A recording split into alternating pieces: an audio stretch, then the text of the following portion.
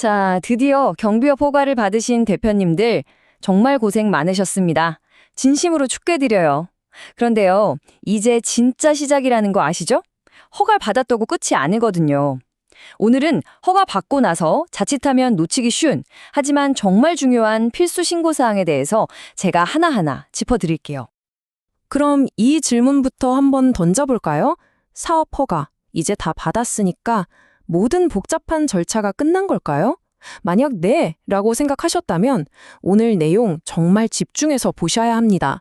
왜냐면 허가 이후에 이런 사소한 관리를 놓치는 게 예상치 못한 위험의 시작이 될 수 있거든요. 바로 이겁니다. 허가 받으려고 정말 모든 에너지를 다 쏟아부었잖아요. 그러다 보니 정작 허가받고 난 다음에 해야 할 간단한 행정 절차들은 그냥 지나치기 쉽다는 거죠. 근데요, 이 작은 실수 하나가 나중에 수백만 원짜리 과태료 고지서로 돌아올 수 있습니다. 지금부터 이 숨겨진 위험을 피하고 어떻게 하면 안정적으로 사업을 쭉 이끌어갈 수 있는지 그 방법을 알려드리겠습니다. 자, 그럼 본론으로 바로 들어가 보죠.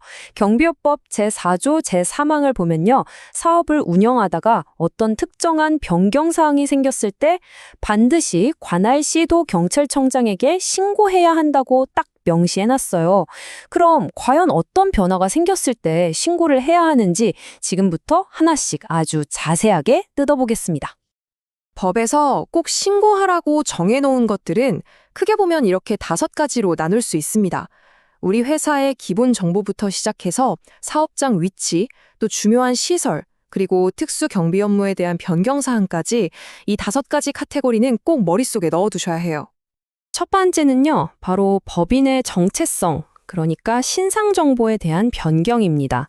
예를 들어서 회사 이름, 즉 법인 명칭을 바꿨다거나 대표이사가 바뀌었을 때 혹은 이사나 감사 같은 임원진에 새로운 분이 오시거나 그만두는 변동이 생겼을 경우 이건 가장 기본 중의 기본으로 신고해야 하는 대상이 됩니다.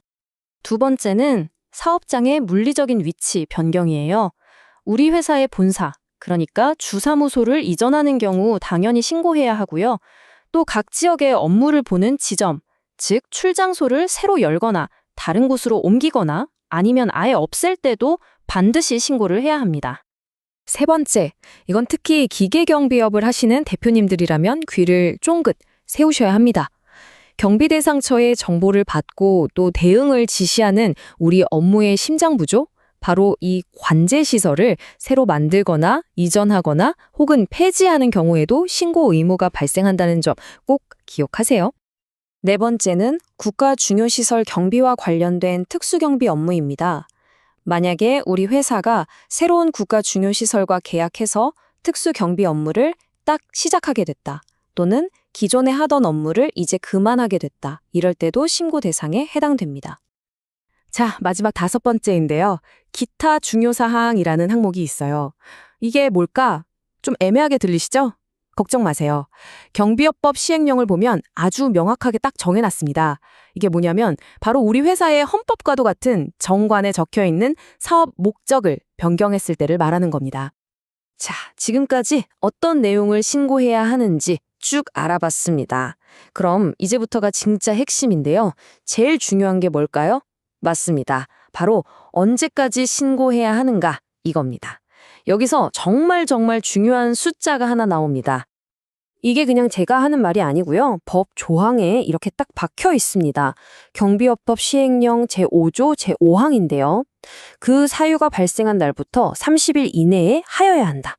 여기서 키포인트는 사유가 발생한 날이 도대체 언제냐는 거죠. 예를 들면 법인 등기부 등본에 변경일이 찍힌 바로 그날 또는 사무실을 실제로 이전한 바로 그날부터 카운트다운이 시작돼서 딱 30일 안에 신고를 마쳐야 한다는 뜻입니다. 네, 바로 이 숫자 30일입니다. 한 달이죠. 여기에는 어떤 예외도 없습니다. 이 숫자는 그냥 달력에다가 동그라미를 크게 쳐놓으셔야 합니다. 30일. 만약에 말이죠. 이 황금 같은 30일이라는 기한을 놓치면 어떻게 될까요? 아차, 내가 깜빡했네 라고 하기에는 그 대가가 생각보다 훨씬 큽니다.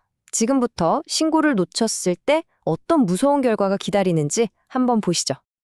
이 표가 모든 걸 말해줍니다. 신고가 늦어지면 늦어질수록 과태료가 그야말로 눈덩이처럼 불어나는 구조예요. 바빠서 한 달만 늦어도 바로 50만 원이고요. 만약에 1년 넘게 깜빡하고 있었다? 그럼 무려 400만 원까지 올라갑니다. 아니 그냥 서류 하나 내는 걸 잊었다고 내기에는 너무 아까운 돈 아닌가요? 자, 그럼 이제 마무리를 한번 해볼까요? 오늘 우리가 살펴본 이 신고 의무들, 이걸 그냥 귀찮은 규제라고만 생각하지 마시고요. 우리 사업을 법적으로 탄탄하게 보호하고 안정적인 성장을 위한 하나의 필수 전략으로 받아들이시는 게 정말 중요합니다.